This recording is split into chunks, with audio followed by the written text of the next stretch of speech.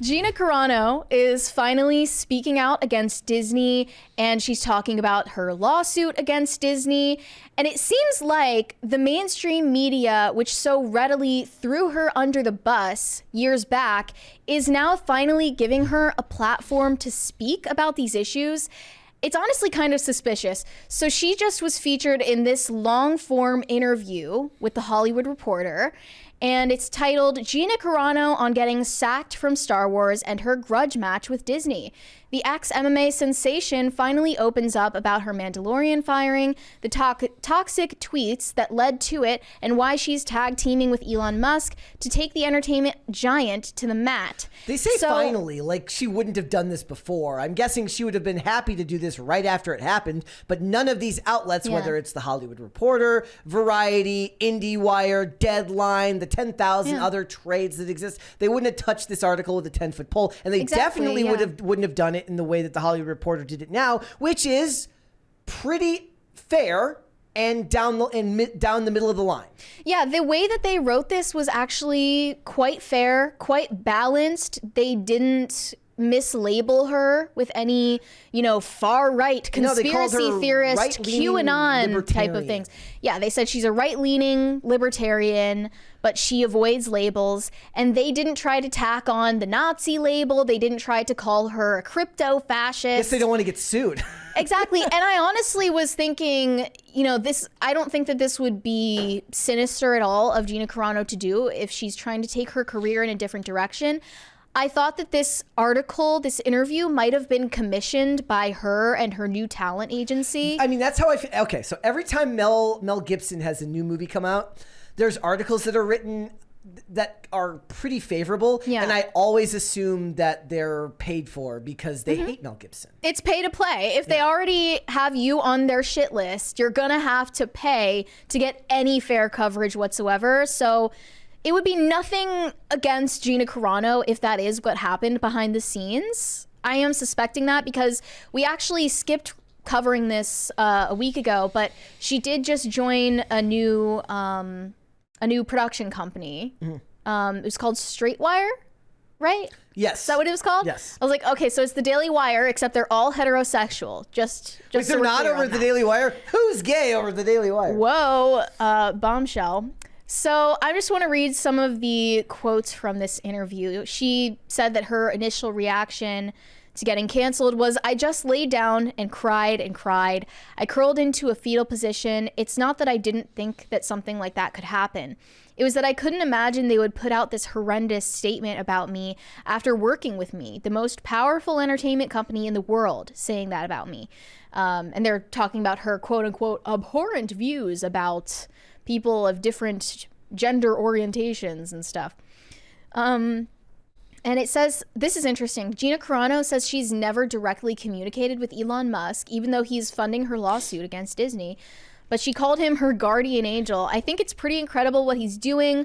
A lot of billionaires put their money into buying islands and building bunkers. Elon Musk is using his money to fight massive injustice battles. But who's to say if he's also simultaneously buying bunkers and islands? Probably a very hard person to get a hold of, right? Like, I don't think that just... But he has enough time to tweet throughout the day. Again. Can't take a phone call from Gina? Can't take a phone call from Gina. He's got stuff to do. Too busy tweeting? He's got stuff to do. All right, fine. He's got to tweet looking into it to anybody who says anything that's going wrong on Twitter. Yeah. She said that of her Hollywood banishment, she said, you become unhireable. And then it becomes okay for other people to disrespect you. And you're just carrying around this disrespect, shouldering all of this shame. And it affects your physicality, your mentality. You're just kind of hopeless. So to be able to fight back, that feels good.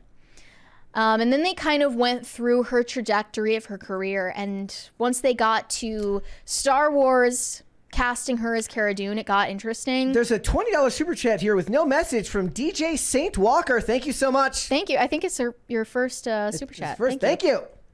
So this says of her fated meeting with Kathleen Kennedy. This is okay. So this was crazy. It needs to be made into a short. It needs to be made into a movie. Honestly, it does. Carano's story. It needs to be made into a movie.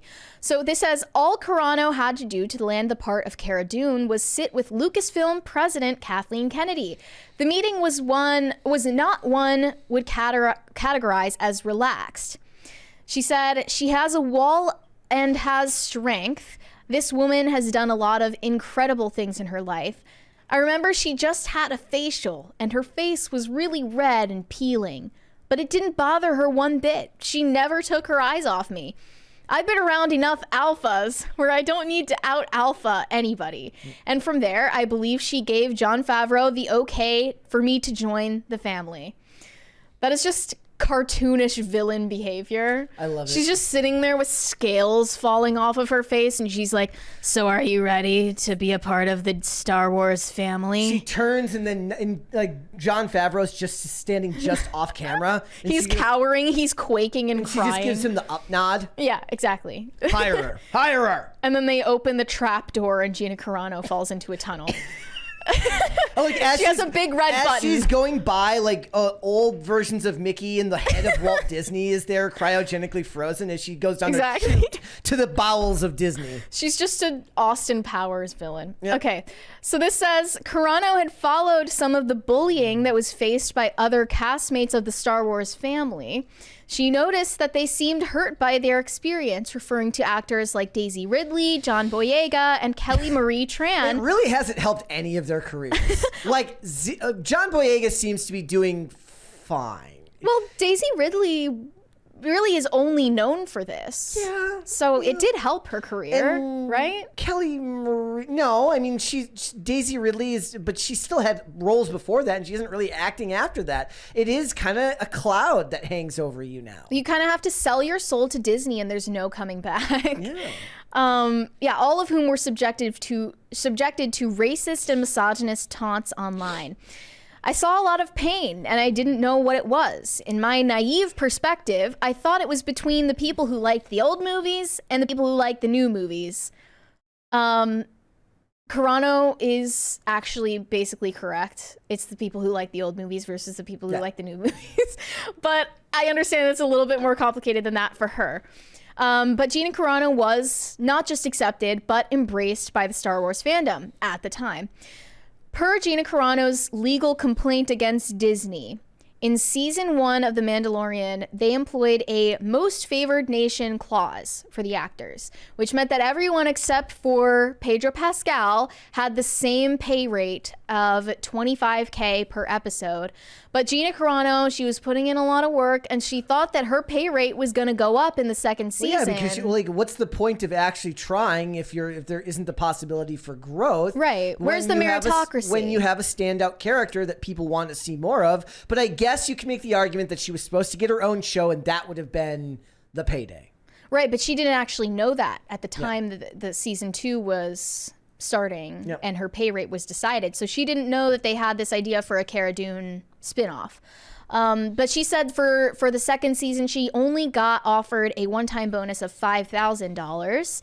And she said it felt like a bit of a slap in the face. Her talent agency were telling her, you can walk away. And I'm like, obviously I'm not. She wasn't really in the position to $25,000, and then over here, Marianne Margulies is like $600,000, right? for my bit role in Agatha. You learn that audacity after years on this planet, decades teach you that kind of audacity and caucasity. So this is fast forwarding past the beep bop boop pronouns controversy and Gina Carano getting forced into a struggle session with trans activists. So it looks like Disney, they wanted her to post an official apology for putting beep bop boop in her Twitter bio. Womp womp. So she said, one of those statements that almost always makes you roll your eyes. HR wanted her publicist to craft it for her, but she offered to write her own. And after several days of back and forth edits, Lucasfilm ultimately felt the final statement wasn't contrite enough and abandoned the effort. Then they submitted Gina Carano to media training. So about the media trainer, Gina said, she kept her sunglasses on and came into my house and sat all the way across the room. I'm getting like Anna Delvey. Literally, vibes. it's giving Anna Delvey, it's giving Elizabeth Holmes, it's giving George Santos. Okay, and then we just started talking normally, and she said something I found very interesting. It's not what you say, it's how it's interpreted. You're giving very logical responses to an emotional reaction. Yeah. Unfortunately, that's not something that most... Okay, so your ability to respond to things is usually pretty ingrained in you, right? You're either an emotional respondent or you're a logical respondent, right? And even that depends greatly on gender a lot of the time, Yeah. right? So the idea that you will be able to change that for the sake of your career isn't a recipe for sincerity in any fashion. No, I mean, I think they accidentally just said the quiet part out loud there. Yep. Who knows if this media trainer person even sincerely believes in any of the things that they would put in a Gina Carano apology letter. And this is true. They probably of, don't. This is not necessarily true of Pedro Pascal, which is what we're going to get into. Yes. Which he basically says the same thing to her, but supposedly he has more stake in this because of his family. Yeah. So basically, Gina Carano, Gina Carano like inadvertently called out Pedro Pascal for hypocritically virtue signaling and not actually believing in the woke ideology that he espouses. So prior to this incident, Pedro Pascal, who has a trans sister, this means he has a brother who thinks he's a chick, he laid out the basics of the trans movement for Gina Carano. He was telling me, just put hashtag trans rights in your feed. Do it and they'll leave you alone. Gina Carano didn't take this advice because, quote, that's not my style to put hashtag anything. I'm also not going to put hashtag Trump's rights. The two had a subsequent conversation amid the backlash against Gina Carano. Quote, me and Pedro were so close. He knows 1,000% I'm not homophobic or transphobic. He texted me after Carl Weathers passed away, and that was only, 2 months ago? Which is very recently, yes. We had our conversation, and it was beautiful. One thing he did say was, thank you. You and Carl Weathers have always been protectors. And he knows what that means, and I know what that means, and I wish I could tell why. We basically left it at, I can't wait to give you a big hug. That's really sad, too, because that means that his personal opinions and his actual personality is vastly different from that which is portrayed front center in the camera, right? So it sounds like he's not a bad person in private, but is willing to throw you under the bus in public, which means he's not a good person. Exactly. And, he might be willing to humanize Gina Carano, even though they have political disagreements. Yeah. But here he is on his Twitter feed not too long ago, basically calling all Trump supporters Nazis. Yep. And that's arguably way more incendiary and divisive than anything Gina Carano ever said. Nor did he get into any trouble for that whatsoever, because we understand that that's not actually what's going on here, that it's ideologically inclined beliefs from all of the staff under Kathleen Kennedy. I mean, really Disney as a whole, but Kathleen Kennedy specifically in this example. And according to Gina Carano's lawsuit, funded by Elon Musk, that's an example of gender discrimination. Yep. Why not use their own rules against them? I don't genuinely think that Pedro Pascal was being treated better because of his maleness. I think it was because of his wokeness that he was getting treated better. But as long as we're playing that game, go ahead, see if you can fight those claims in court, Disney. I'm really interested and intrigued to see what will happen with that. And they ended this saying, Carano harbors no regrets about her behavior. You won't find a perfect person in me, but you will find a person who was doing her absolute best under one of the most aggressive, unnecessary cancellations in Hollywood history. This has been one of the toughest growth spurts of my life, and I don't plan on wasting what I've learned.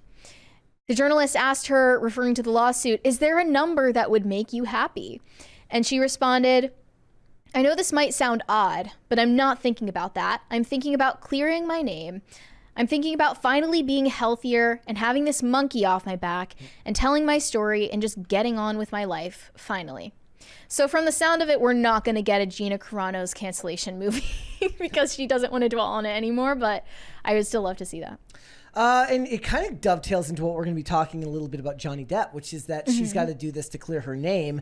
It's not about money. It's about, proving to the public that this was not her fault and she did nothing wrong. It's about principles.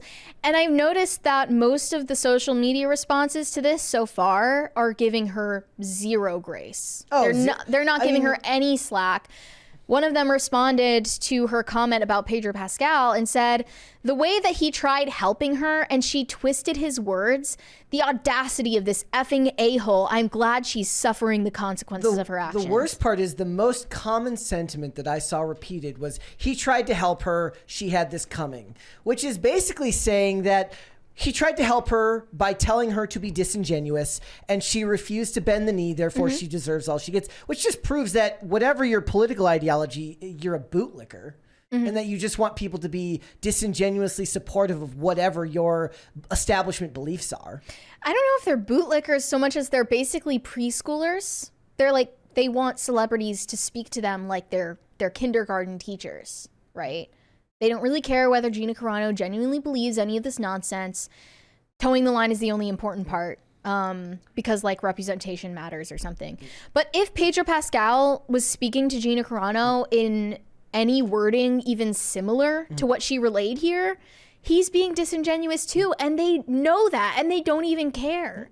Well, they're just going to worship their woke daddy. Yeah. It's crazy. Look, and I see Sketch Therapy in the chat going wild about saying this isn't about old movies versus new movies, that it's about politics. And yes, you are correct. There was a backdrop on this that had to do with people talking about love of the old films, them not getting back the original trio together for the new trilogy, Rian Johnson's take on everything in The Last Jedi, all that stuff. Yes, you are correct. It does come back to politics. We didn't expound on that because that really wasn't the point of this article. The point of this article is to see where she is, how she's gotten to where she's been since, all of this happened. I am still ultimately surprised that The Hollywood Reporter was willing to run this story at all. I don't think, to be honest, that it's indicative of a change in the belief of the Hollywood system, because gender ideology is far too important to Hollywood right now for them to risk championing someone like Gina Carano again, even though Gina Carano really hasn't said anything negative about most of that other than she doesn't want to be bullied by online activists. So in that case, are you of the belief that she probably paid or her talent agency paid for this to get written? I would love to know. I would love to know how this article came to pass. Because I was even surprised. Look, they said they saw her in a hotel room, but they didn't get new pictures of her for this article. They recycled old photos.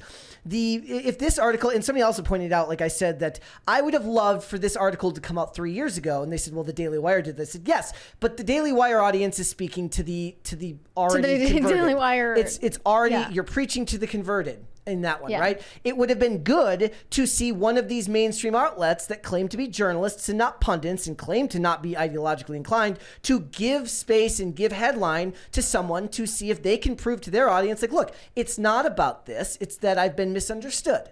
And they weren't willing to do that. Now we're 3, 4, I don't know how many years later. It's been basically 4 years since Gina was canceled. And this one doesn't really feel like it's died down in the respect of the people that don't like her. The people that it's like Johnny Depp and Amber Heard. The people that really care about those stories really care about those stories.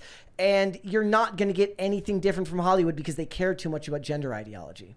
So I don't see this changing. And I don't see any more of these outlets being willing to risk giving her the platform, even though they should. I mean, maybe the Hollywood Reporter putting a spotlight on her, that might open the door for other mainstream outlets, but it's highly unlikely. Thanks for watching. Listen to full episodes of Pop Culture Crisis on Spotify. Keep up with us on social media and make sure you subscribe and ring that bell so you never miss the show. Bye, guys.